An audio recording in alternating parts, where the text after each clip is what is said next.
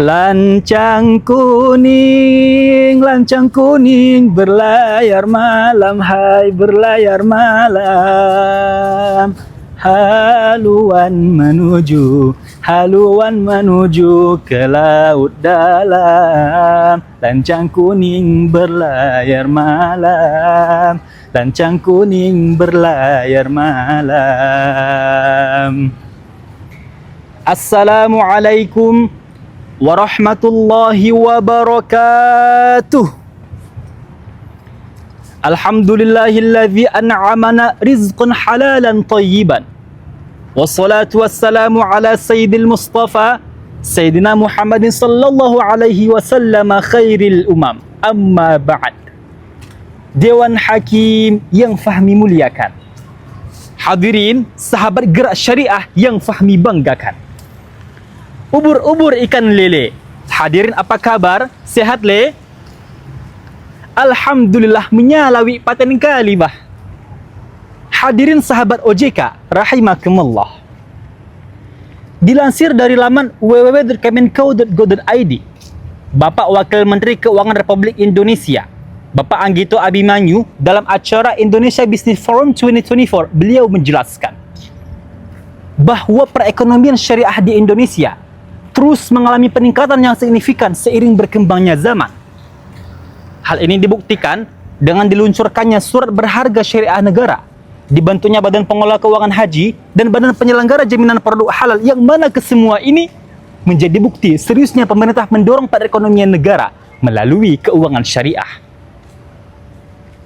Namun hari ini kita dihadapkan pada sebuah tantangan yang besar, hadirin, bahwa bagaimana keuangan syariah ini bisa menjadi berkah dan jariah jikalau cara-cara mendapatinya dilalui dengan cara-cara yang tak berkah pula. Maka sungguh miris hati kita, hadirin, melihat isu korupsi yang melanda negeri kita akhir-akhir ini, baik antara PT Pertamina dan PT Timah, baik antara Duta Palma dan Jiwasraya, yang mana semua ini merugikan negara miliaran, triliunan, bahkan kuadriliun rupiah banyaknya. Kalau kita flashback sejenak, hadirin, bahwa ternyata Qarun di zaman Fir'aun kini telah melahirkan Qarun-Qarun milenial yang gemar kali suka menimbun-nimbun harta, hingga mereka lupa bahwa harta milik Allah Subhanahu wa taala semata, Sang Maha Kaya. Sedangkan harta kita bersifat fana dan juga sementara. Maka sebagai pengingat diri, mari kita simak syair berikut ini. Tak ada lagi guna harta, kawan karib sanak saudara, jikalah ada amal di dunia, itulah hanya pembela kita. Jikalah ada amal di dunia, itulah hanya pembela kita. Hadirin sahabat OJK dimanapun Anda berada, lantas timbul pertanyaan di benak kita, bagaimana kita bisa memaksimalkan potensi keuangan syariah agar bisa menjadi berkah dan juga jariah?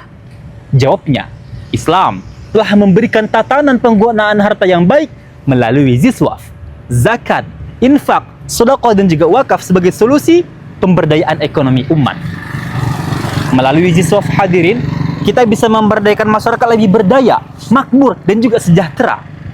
Terbukti dengan pelaporan Baznas tahun 2024, Bapak Kamarudin Amin, Direktur Jenderal Bimbingan Masyarakat Islam Kementerian Agama Republik Indonesia, beliau mengatakan bahwa melalui zakat, infak dan sedekah, kita bisa mendorong lebih daripada 75 juta masyarakat di Indonesia.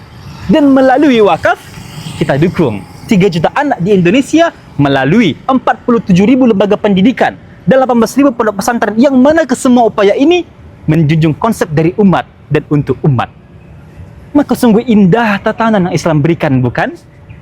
Maka apa ganjaran yang Allah berikan kepada mereka-mereka yang gemar berziswaf?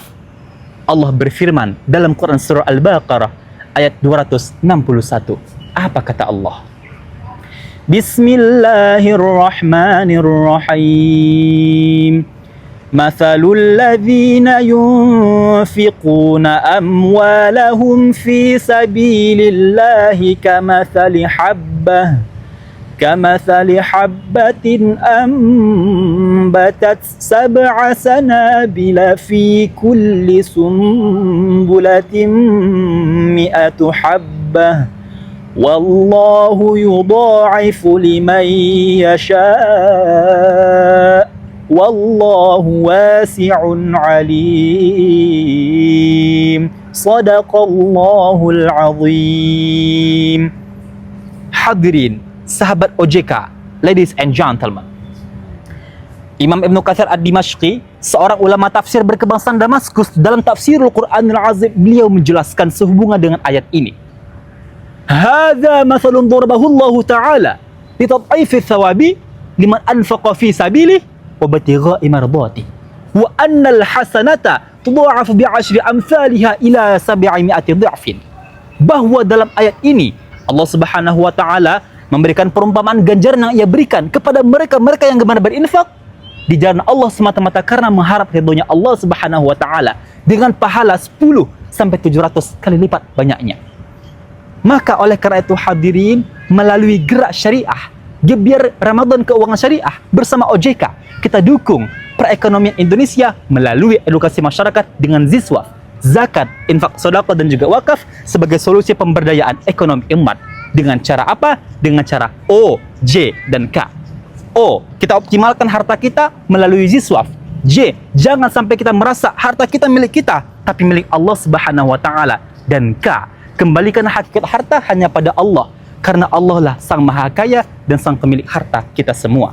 Akhirul kalam, ila liqa ma'as salamah. Wassalamu alaikum warahmatullahi wabarakatuh.